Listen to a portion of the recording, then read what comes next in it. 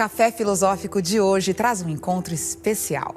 3 de nossos palestrantes se reuniram para refletir sobre ética e democracia no Brasil. Um evento que atraiu um público de quase 5.000 pessoas que encararam frio, chuva e horas de fila para assistir ao vivo durante 2 horas essa conversa.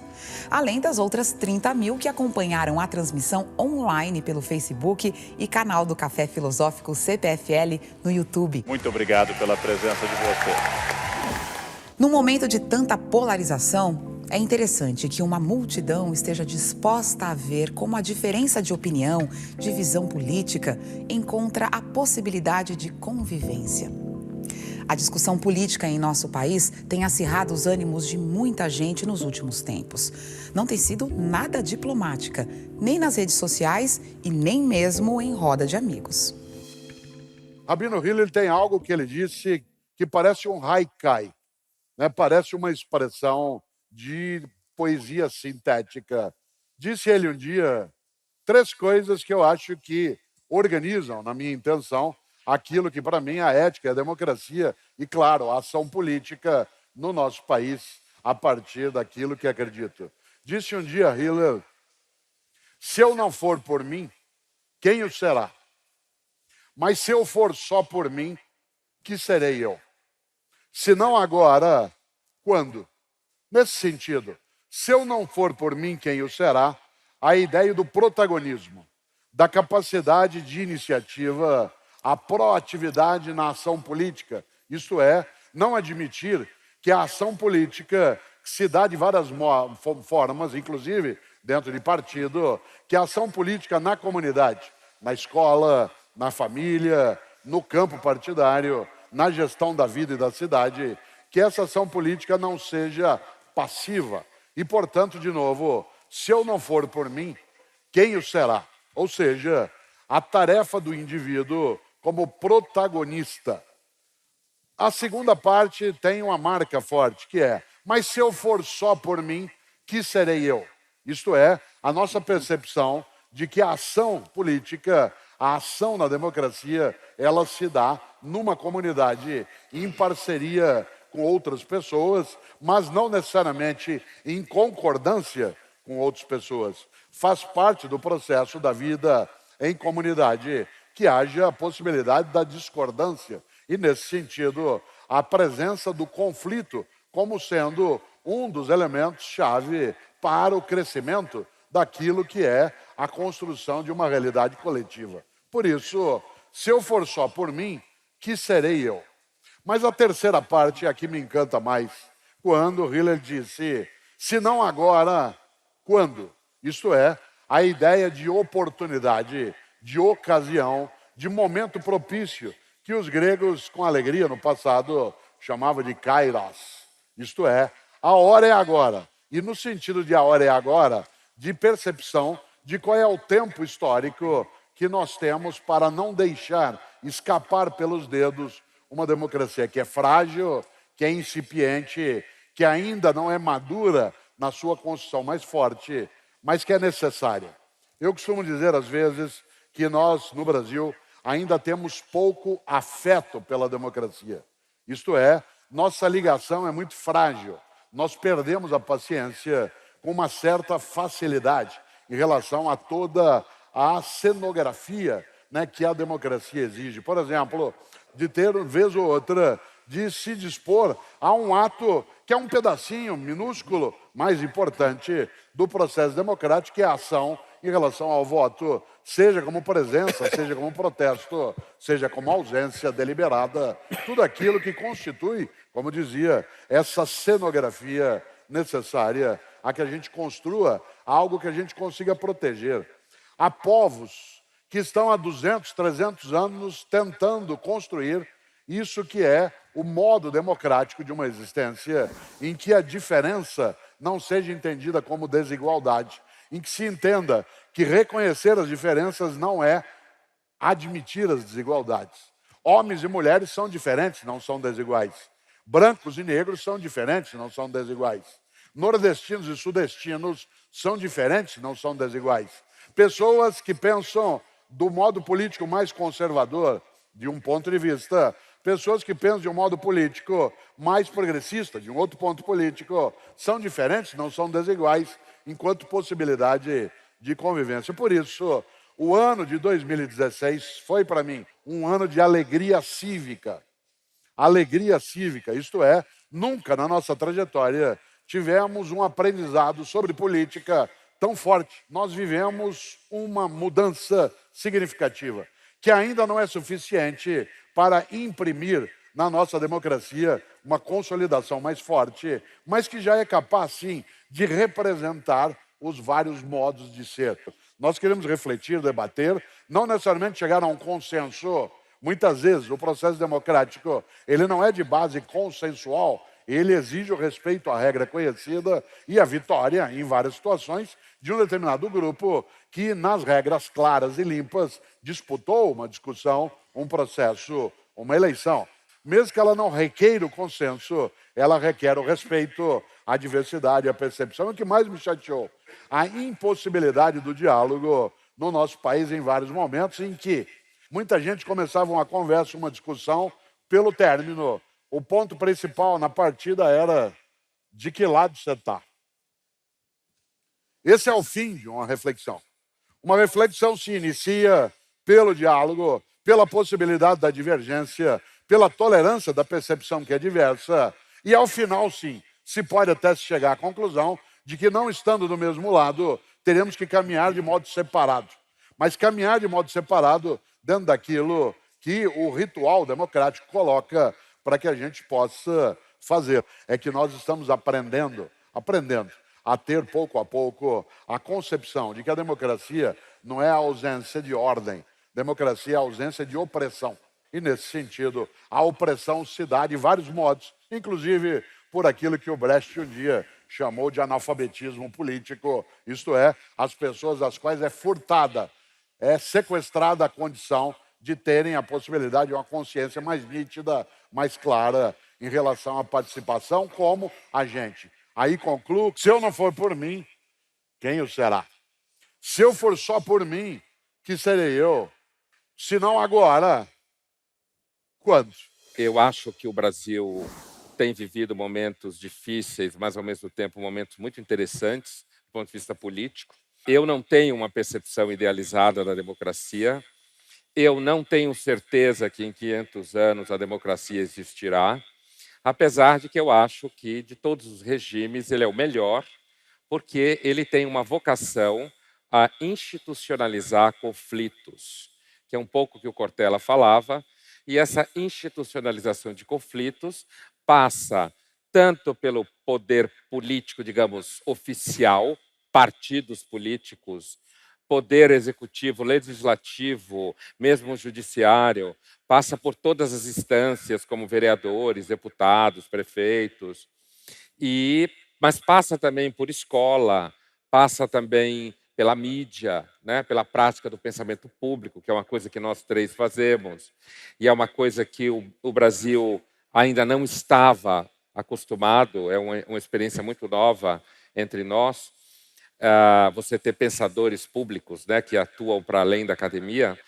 mas a democracia ela tem, por exemplo, uma dificuldade com a ideia de verdade mesmo. A democracia tem uma vocação natural a diluir qualquer noção de verdade numa concepção numérica, estatística, como em voto, por exemplo. Vou dar um exemplo, assim, um clichê. Se você se põe a discutir se deve ou não haver aborto num país, tá? Se você fizer um plebiscito e 68% da população escolheu aborto, o aborto será adotado naquele país, independentemente de se é verdade que existe vida, não existe, existe alma, não existe, é crime, não é crime, certo?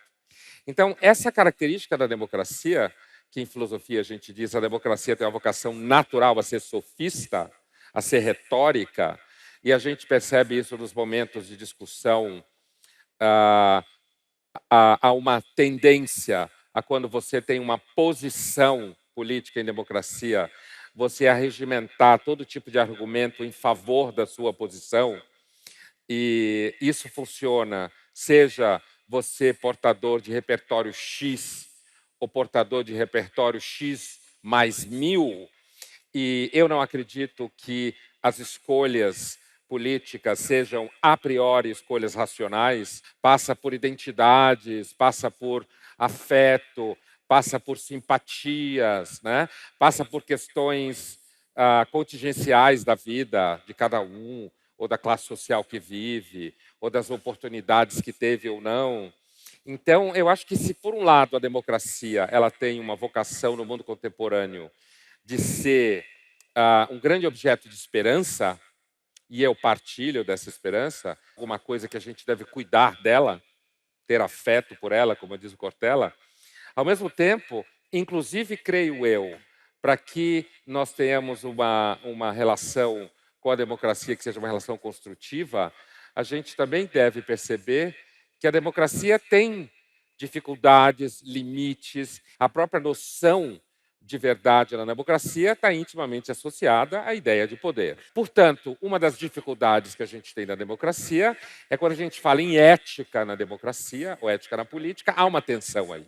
Eu não estou nem entrando no mérito de que em filosofia a gente poderia pensar, no mínimo, 3 ou 4 concepções de ética que não necessariamente convergem para o mesmo lugar. Muitas vezes, na democracia, o que importa é você chegar ao poder, é você manter o poder, mesmo que para isso você tenha que usar uma retórica que fale do bem, que fale do amor, ou que fale da felicidade, ou seja lá o que for. Uma analogia muito interessante que me parece talvez mais reta para se perceber a dificuldade da democracia com a ideia de verdade, no sentido de verdade absoluta, ou seja, ou verdade evidente, aquilo que em filosofia a gente chama desde a Grécia de episteme, né? É você pensar, por exemplo, a relação entre verdade e mídia. É muito mais fácil perceber a dificuldade de você ter certeza do que alguém está falando ou apresentando na mídia, do que quando a gente fala que a democracia tem uma vocação a não ter uma boa relação com qualquer noção de verdade absoluta. Mesmo que a gente tenha uma relação de cultivo e defesa da democracia, a gente não pode se iludir, assim como a gente não pode iludir alunos, por exemplo, quando a gente está na posição de professor, no caso, que os 3 aqui somos, e passar, eu penso, a ideia para os alunos de que, na verdade, eu, ou seja lá quem for, representa uma posição de absoluto bem em relação à política, ou seja lá o que for. Então, o convívio democrático, ele também comporta uma tensão com a verdade, assim como a mídia comporta. Valorizar a democracia, estudá-la, não significa, a priori, simplesmente ter uma relação de idealização ou de culto, mas sim também compreender sua dimensão negativa, como se fala em filosofia, não de ruim, mas negativa no sentido de que conflitiva, incompleta, insatisfatória, produtora de desvios que às vezes a gente não gosta tanto, como a percepção de que muitas vezes a gente não sabe onde está a verdade na democracia e que muitas vezes a gente não toma decisões, eu acredito, filosoficamente nisso, não é a razão que rege as escolhas na democracia. É importante que vocês notem uma das coisas bonitas que houve nesse grupo de pessoas, de que as posições políticas, por exemplo, do grupo eram divergentes. Nós não concordávamos com tudo.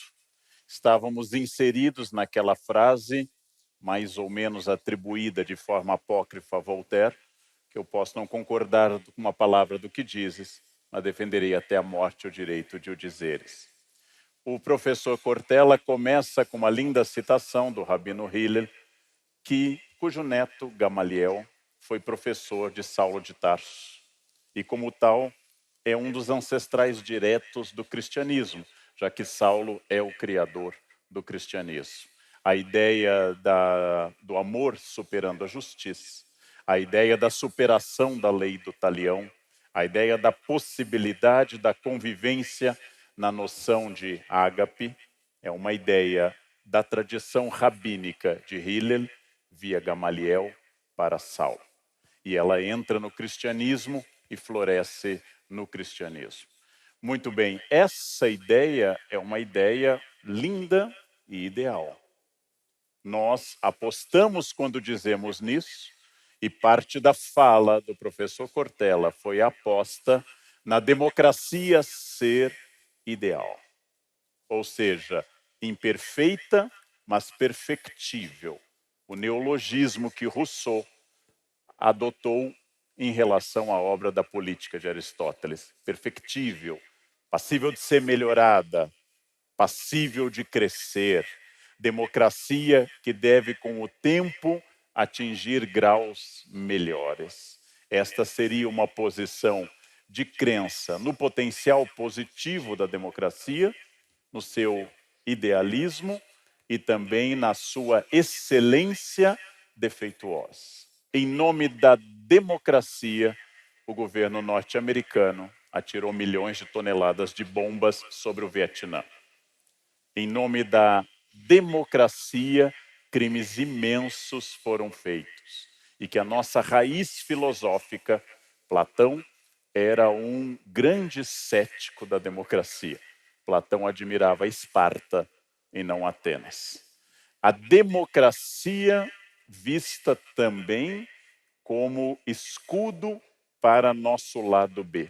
A tradição que o professor Pondé traz é sólida, ela tem muitas raízes, uma delas é de Burke no século XVIII, quando ele, recém-iniciada a Revolução Francesa, disse: isto não vai dar certo, isto vai dar uma bobagem, porque quando nós colocamos no poder, essa expressão não é de Burke, é minha, a utopia, os crimes vão ser potencializados.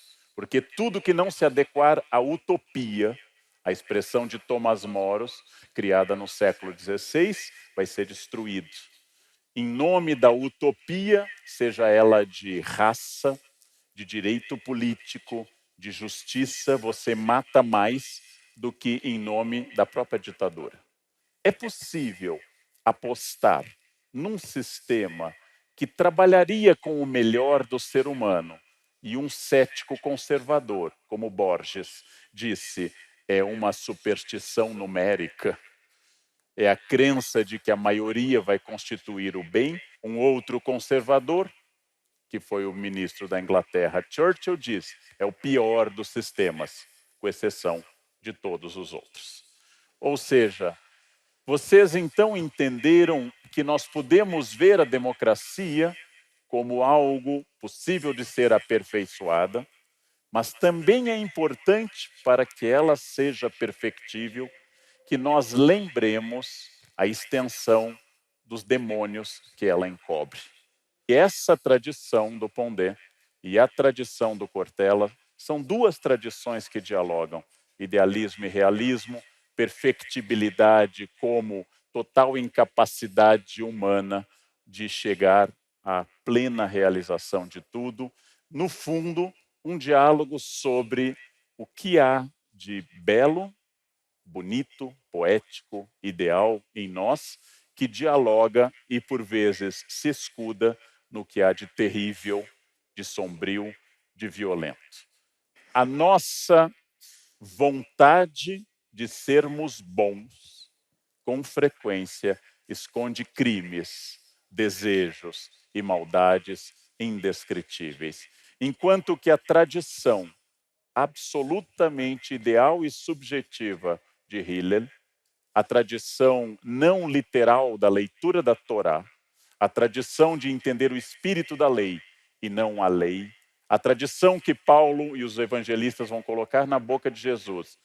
O homem não foi feito para o sábado, mas o sábado foi feito para o homem, ou seja, que o ser humano redefine as relações e que há uma chance dele atingir a redenção pessoal e talvez até coletiva e política, é o outro polo que não exatamente, mas algumas vezes, tanto a minha fala quanto a do professor Cortella tocou. O polo de quem acha que é possível sair da caverna platônica. Talvez, aí eu já estou extrapolando, o Pondé acredite que fora da caverna é pior ainda, é melhor ficar lá, que tem uma fogueira, e você acha aquelas sombras bonitinhas. É possível ou não sair da caverna? Uma pessoa com consciência crítica é melhor do que uma pessoa sem consciência crítica, A ignorância é uma bênção, a democracia é o melhor que nós conseguimos. O Brasil de verdade é uma democracia real ou é uma democracia aparente? E, por fim, se a democracia não é o mais astuto de todos os estratagemas conservadores já concebidos, já que faz crer, através da magia eleitoral, que o povo tem alguma importância na política. Quando a política continua a ser, como era em Esparta, decidida por uma gerúsia. Em Esparta, Assembleia dos Gerontes, hoje Senado, Senex em latim velho. Hoje a gerúsia é o Senado, mas como é inconcebível que o Senado exerça seu poder oligárquico, nós temos que disfarçar, fazendo crer, de vez em quando, às vezes, que o povo tem alguma importância neste processo. Seria a democracia a forma mais perfeita de ditadura já criada pela espécie humana, porque ninguém pode atacá-la, ninguém pode destruí-la sem ser acusado de ser fascista. Seria a democracia a gaiola mais dourada que a espécie humana ocidental teria conseguido imaginar. Em relação à questão do Platão, da metafísica e da caverna, a qual você se referiu, Você vai dizer se você prefere dentro ou fora? Se eu preferia... Eu fiquei curioso. Então, a hipótese do Karnal, se eu preferia ficar dentro da caverna com uma fogueira, eu responderia o seguinte: nem dentro nem fora, porque eu acho que Platão está errado, certo? O problema do Platão Vai cair tá um errado. raio aqui, vai cair um raio desse lado, eu vou me afastar. O que é uma Platão, afirmação? perdoai os Então, Tudo bem. a reação do Karnal é plenamente consistente, porque ninguém em sã consciência pode falar uma frase dessa: eu acho que o Platão está errado. Né? Isso é um pecado, nunca repitam isso por aí. Eu não falei isso, tá? Eu estava num momento de delírio, mas eu vou repetir o delírio. Eu acho que o Platão está errado no que se refere ao famoso mito da caverna, de que haveria entre nós um mundo falso, em algum lugar um mundo verdadeiro, e esse mundo seria fora da caverna. Com relação à gaiola, eu diria, a gaiola dourada a qual você se referiu, Karnal, eu diria duas coisas. Assim, eu acho que existem várias dimensões negativas à democracia, como eu falava no começo, né? E uma delas pode ser esse grande sistema de engano ao qual você se refere, quando você dizia uma espécie assim de da mágica do voto, em que as pessoas, porque votam, acham que por isso elas participam do poder. Mas eu acho que também há uma outra questão na democracia com relação à gaiola, a possibilidade da gaiola de ouro, que é a seguinte: e nesse sentido a democracia partilha um problema igualzinho à sociedade de mercado, ao capitalismo, como se costuma chamar. Tanto na democracia quanto no capitalismo, se desenvolve uma tendência incontrolável a querer agradar todo mundo. Na democracia e no capitalismo, você tem que dizer que o povo é lindo, que as pessoas são maravilhosas, que quanto mais melhor. Por quê? Por duas razões básicas. No capitalismo, porque senão não compram o seu produto. Então você tem que elogiar o consumidor, senão ele manda você para aquele lugar e compra outra coisa. E na democracia, votam em outra pessoa, certo? Ou escolhem outra compreensão de mundo, outra ideia. Então, eu acho que eu não acredito que exista nenhum regime melhor do que a democracia. A gente não conhece, né?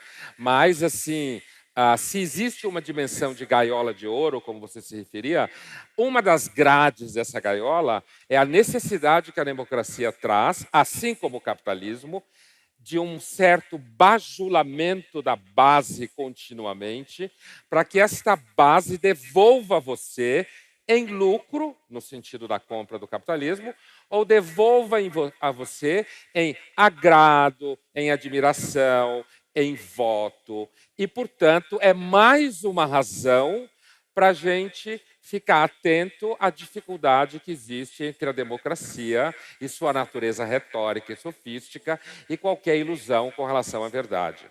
E isso é, me parece, uma enorme gaiola de ouro, se você imaginar que você está preso no espaço onde todo mundo vai te elogiar, falar que você é lindo, que suas opiniões são maravilhosas, que você está certo e que o mundo, de fato, um dia pode pertencer a essa coisa que a gente chama naturalmente de povo. Karnal citou Thomas Moros, a Utopia. Sempre gosto de lembrar que a personagem principal da Utopia é um navegador português. Quando ele viaja em direção a essa ilha que Thomas Moros identificava como próxima ao que hoje é o Peru, esse navegador foi por Thomas Moros nomeado como Rafael. O nome da personagem da Utopia é Rafael, e não por acaso. Na tradição judaica, Rafael é o que cura.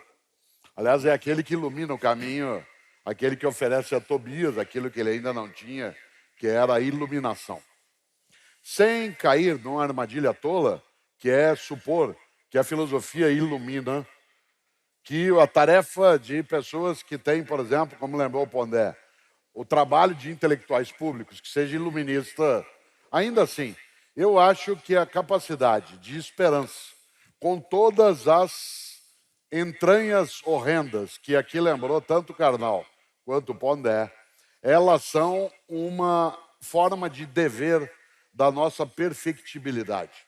Eu acho desonroso, mais do que isso. Às vezes me sinto acovardado se eu desistir de enfrentar uma questão que a humanidade precisa construir, que é uma maneira de convivência que respeite o indivíduo e proteja o indivíduo sem que haja a anulação do indivíduo, mas sem desconhecer o lugar do coletivo, da comunidade dentro disso. Acho que por mais que eu leve em conta, e eu levo, tanto as ponderações que Pondé faz quanto o Karnal em relação às observações, ainda assim, né, a minha capacidade de supor que Rafael, né, possa ajudar-me a iluminar um pouco, ela vai acima da minha descrença de até imaginar que a democracia ela não teria um lugar. Por fim, eu quero lembrar um mestre sufi, né, para não escapar, né, do mundo da fonte original abraâmica, né, que lembra algo que talvez só nós humanos sejamos capazes de fazer. Um grupo de crianças, essa é uma história conhecida, não já dá a entender. Um grupo de crianças correu em direção ao mestre dentro do islamismo e estava com um pacote de doces na mão, como se fosse bala. E chegou até ele e disse assim: mestre, nós ganhamos esse pacote de balas, nós somos 11 pessoas. Qual critério o senhor acha que a gente deve ter? O senhor pode nos ajudar a distribuir o saco de balas entre nós? E aí o grande mestre perguntou: vocês querem que distribua ao modo de Deus ou ao modo dos homens? Claro que as crianças imediatamente disseram: a gente quer que você faça como Deus. E aí ele disse: pois não. Enfiou a mão no saco de balas e disse: 3 para você, 5 para você, 2 para você, nenhum para você. O modo humano seria a partilha. O modo do acaso, da divindade ou dos deuses fora do mundo humano seria o acaso. E nesse sentido, o fortuito, a riqueza, a vida, a escola, o hospital, pela mera origem fortuita. No meu entender, a democracia ajuda a fazer ao modo dos homens aquilo que é a partilha justa, em vez de deixá-la, né, em nome do acaso. É uma boa crença e, portanto, é ela que me movimenta. Não necessariamente ela é certa, mas que ela é boa. Eu prefiro ainda o modo dos homens do que o acaso.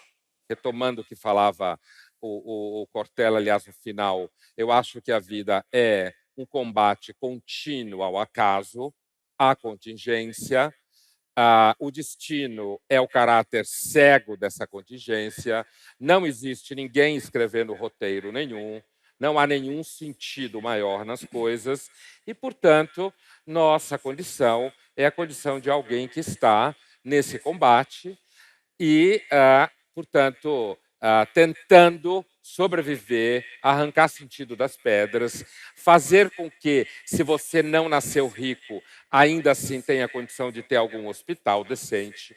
Então, nessa oposição que falou o Cortella, eu não tenho dúvida que eu acho que o destino da humanidade é combater o acaso a cada hora do dia, combater a dissolução do sentido, e isso daí passa, sem dúvida nenhuma, por um esforço descomunal. Você não precisa cultivar a infelicidade, inclusive porque ela vai encontrar você a qualquer momento, né? Você claramente deve procurar uma vida um pouco menos dramática. Grande parte da formação erudita do Cortella traz, que é muito importante, dialoga com a etimologia, ao lembrar que os 4 arcanjos que a Bíblia denomina, Rafael, Gabriel, Miguel e Lúcifer, Rafael é aquele que cura, Rafael, Deus conduz, Deus cura, El é um dos 72 nomes de Deus na tradição judaica. E Rafael é o guia desse novo mundo, a utopia, esse neologismo grego do não lugar, para corrigir, no caso, o mundo da Inglaterra dos Tudor e o mundo da Europa naquele momento, em diálogo com outra utopia distópica, que é o elogio da loucura de Erasmo de Roterdã e de todo o humanismo, ou seja, da tradição de pensar o mundo a partir de valores greco-romanos clássicos, em geral idealizados. Uma das coisas que torna fascinante o pensamento, gente, que é um aprendizado, é quando exatamente uma mente ágil, inteligente e bem formada, como a do meu colega Cortella, pega os dados, junta e apresenta a vocês com um gancho, um link de pensamento. Essa liberdade é tamanha e distingue o leitor de filosofia do filósofo, que o professor Pondé, da mesma forma, rápido, ágil e bem formado, disseca e lança essa pérola. Platão estava errado. Tá? Provavelmente em 100 anos, o meu nome estará apagado do professor Pondé do Cortella e talvez Platão ainda seja Continuará errado. Continuará errado. O primeiro pecado é o orgulho. Aleluia, irmão, Esse aleluia. E o que é maravilhoso nisso é exatamente eu dar ao conhecimento vitalidade orgânica. Fazer do conhecimento esse macramê com as biografias e com a realidade. Neste encontro de Cortella, Karnal e Pondé, divergências foram tratadas com respeito e bom humor. Conseguir ouvir o outro e conhecer pontos de vista diferentes é uma forma de enriquecer nosso repertório, ajudar na compreensão do momento político brasileiro e ampliar a nossa percepção sobre as implicações de se viver em uma sociedade democrática. A seguir, algumas reflexões do debate. Todos os filósofos e pensadores têm o dom de nos retirar dessa zona de conforto. Esta zona que nos faz pensar, ora, parece bom que todos nos amemos. Essa é uma das grandes utopias do mundo. Mas tal como o Cortella e o Pondé, eu estou um pouco perturbado com a necessidade das pessoas e sua hipersensibilidade, aquilo que o Pondé define como geração mimimi, que é um conceito filosófico também.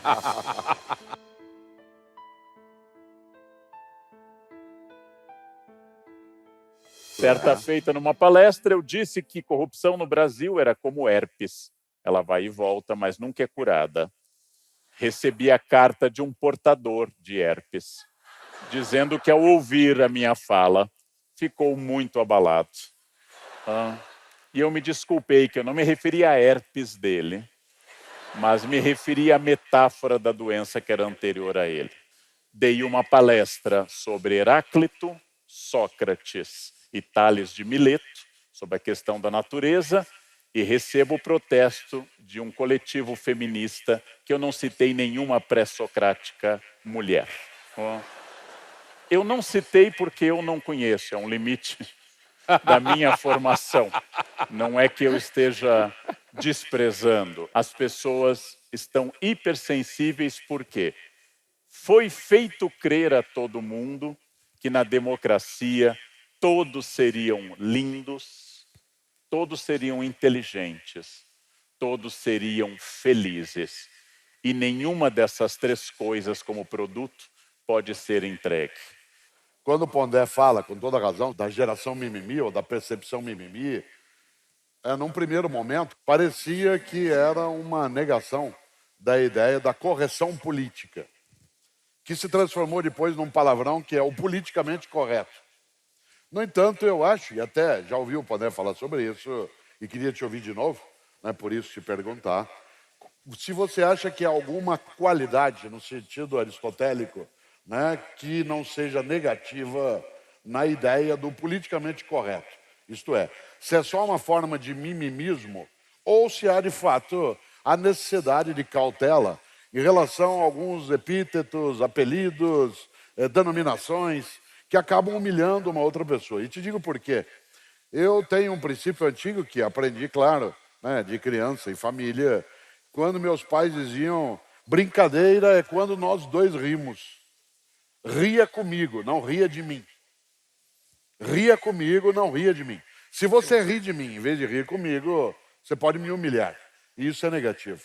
E eu, como eu gosto do teu conceito de mimimi, queria saber se você acha que há, né, uma percepção de positividade na ideia do politicamente correto.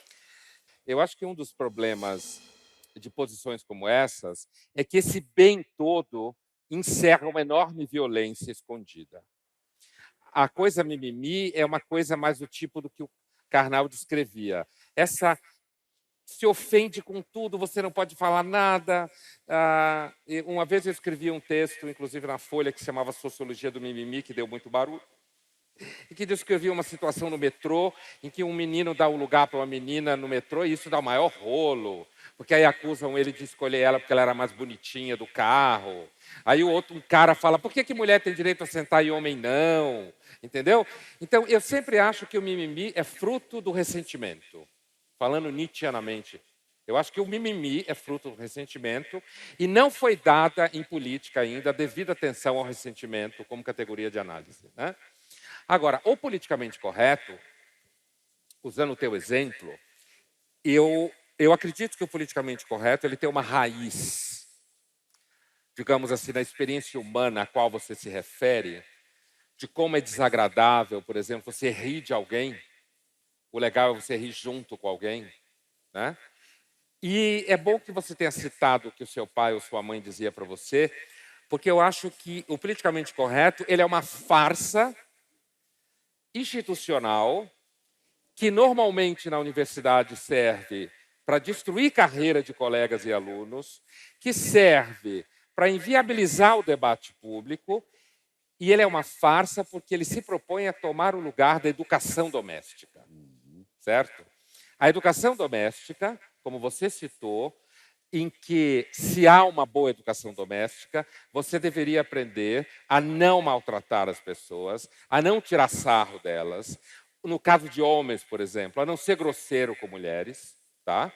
E eu acredito que o politicamente correto ele tem uma raiz, inclusive historicamente falando, quando você começa a ter negros circulando em espaço público que não circulavam, mulheres em espaços hierárquicos, inclusive, o politicamente correto ele vem com a intenção de alguma forma, ordenar essas relações devido aos conflitos que aparecem. Então, eu não acho que tem nenhum problema em um professor, por exemplo, ensinar aos alunos que eles não devem usar apelido ruim, que eles não devem tirar sarro de colegas. O que eu não gosto é que isso vire lei de Estado, objeto jurídico, porque ninguém me engana. Ninguém me engana que grande parte do debate politicamente correto está dentro da universidade, e a universidade é o lugar do espírito selvagem. Então ninguém me engana. Quer dizer, o politicamente correto ele é, na realidade, uma ferramenta se transformou numa ferramenta de censura, constrangimento e que dificulta o pensamento de alguma forma mais livre, apesar de que eu acredito que ele responde historicamente a uma necessidade de uma movimentação social. E aí eu termino com um exemplo no jornal de Bruxelas, Le Soir, sai uma matéria sobre uma proposta de lei em Rotterdam, que ainda não passou na Holanda, no que a gente chamaria de Câmara de Vereadores de Rotterdam, alguma coisa assim, em que um vereador, entre aspas, acredita que existem crianças que têm o direito de não nascer. E como é que esse Estado, que só deseja o bem do homem, que quer fazer o homem ser maravilhoso, no caso em Rotterdam, da onde que ele tira essa ideia? Como ele acha isso possível? Fazer com que homens e mulheres passem por avaliação psicológica, casais, no caso, passem por avaliação psicológica para ser determinado se aquele homem e aquela mulher têm a capacidade de ser pai e mãe, porque se for determinado por uma avaliação psicológica de que eles não têm capacidade de ser pai ou mãe, a mulher será obrigada a tomar contraceptivo ou o homem a fazer vasectomia. Certo? Em nome do direito de uma criança não nascer numa família ou na mão de um pai e mãe que seja, de alguma forma, julgado incompetente. Eu ofereceria duas objeções à ideia. Por que eu tenho que confiar na psicóloga? Certo? Por que eu tenho que confiar na assistente social que vem avaliar alguma coisa em nome de uma concepção de ser humano ou de sociedade? A segunda objeção que eu ofereceria é: o problema, me parece, do Estado, que resolve tomar nas suas mãos a missão eclesial de formar pessoas cada vez melhores, é que a vocação dele, assim como da eclésia, é se tornar uma instituição de alguma forma opressora, de alguma forma constrangedora, e, num caso como esse, de uma lei como essa, a percepção, partindo da ideia de direito da criança, você chega à ideia de que existem crianças que têm o direito de não nascer. Então, eu tenho, na verdade, a impressão que a política, em parte, sabe, a política tomou o lugar da teologia, não é à toa que a teologia se transformou em política, a política tomou o lugar da teologia, tomou o lugar da graça, certo? E tomou o lugar da ideia de instrumento de redenção do mundo. E eu, assim como sou desconfiado da religião, também sou desconfiado da política nesse sentido. Lanço uma questão muito objetiva, muito prática. A democracia brasileira, nos moldes que ela existe hoje, ela é ou pode ser chamada de uma democracia de fato?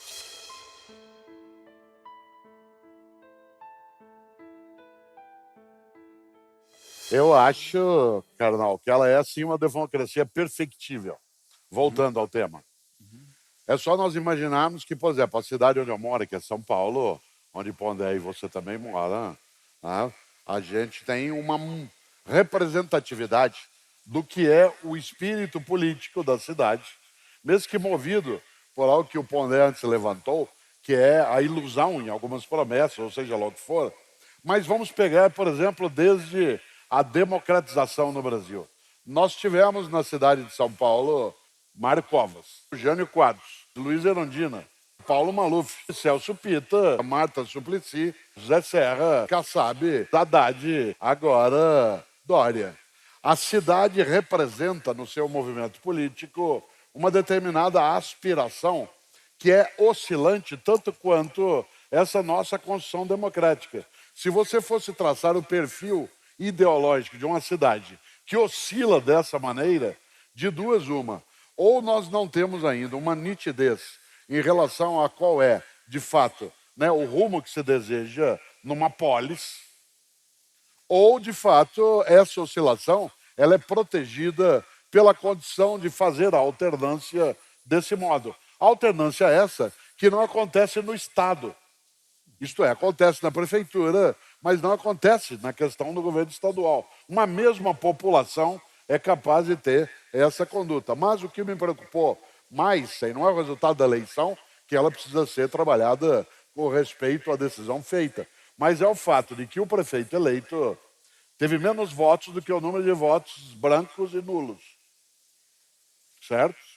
Os votos brancos e nulos, e as pessoas se ausentaram, ela ultrapassa o número de votos que teve o prefeito eleito. Portanto, há uma outra presença pela ausência que, no meu entender, coloca essa democracia para brincar com Humberto Eco, um grande ateu como vocês dois, né? Que não serão salvos, eu sim.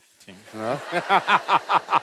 Isso nos anima profundamente. Humberto Eco falava da vida como obra aberta. Eu acho que a democracia é uma obra aberta, o que significa que a vida também é uma obra aberta e vocês dois ainda têm chance.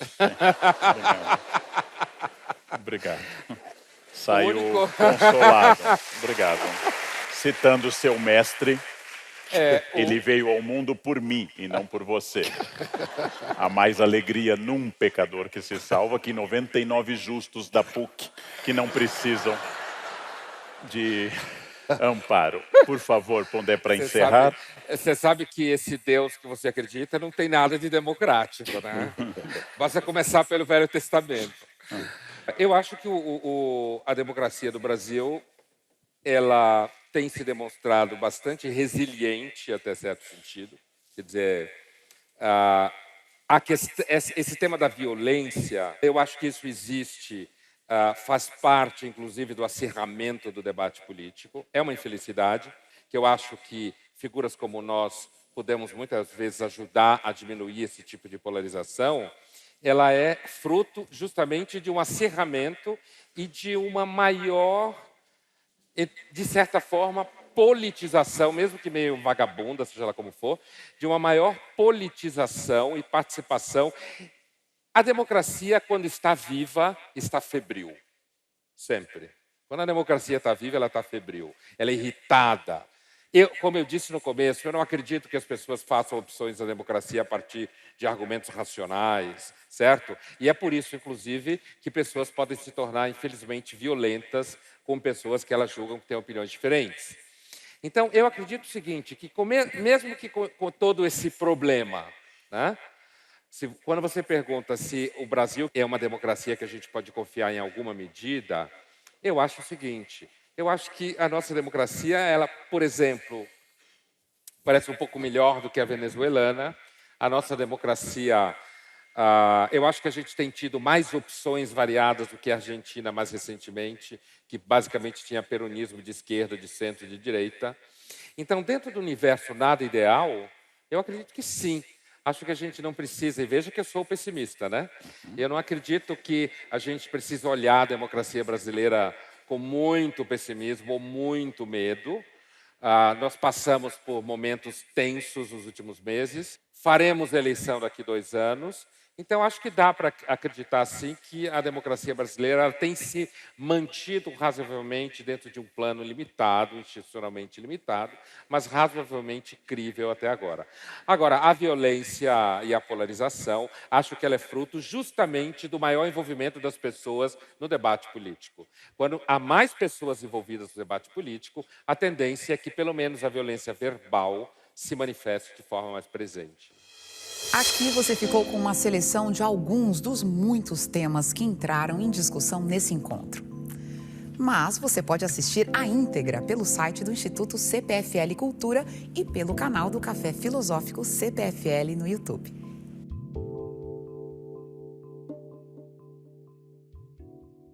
Ao contrário do que possa parecer, eu considero o voto em branco e o voto nulo um voto profundamente político e uma opção política muito clara, uma mensagem direta dada de protesto à obrigatoriedade e à média de baixa qualidade dos candidatos. Quando a gente vê, por exemplo, esse espaço aqui em Campinas, pleno de pessoas, mais de 4.000 pessoas presentes, refletindo, debatendo, o que significa que esse tipo de tema, cada vez ele tem mais interesse. Porque a oposição entre direita e esquerda, conservador e liberal, é um dos temas cujo significado das palavras é normalmente tratado no debate público da forma mais vagabunda possível que existe. É sempre assim, na hora da cruz, ao lado, só 2 ladrões. Sempre assim, né?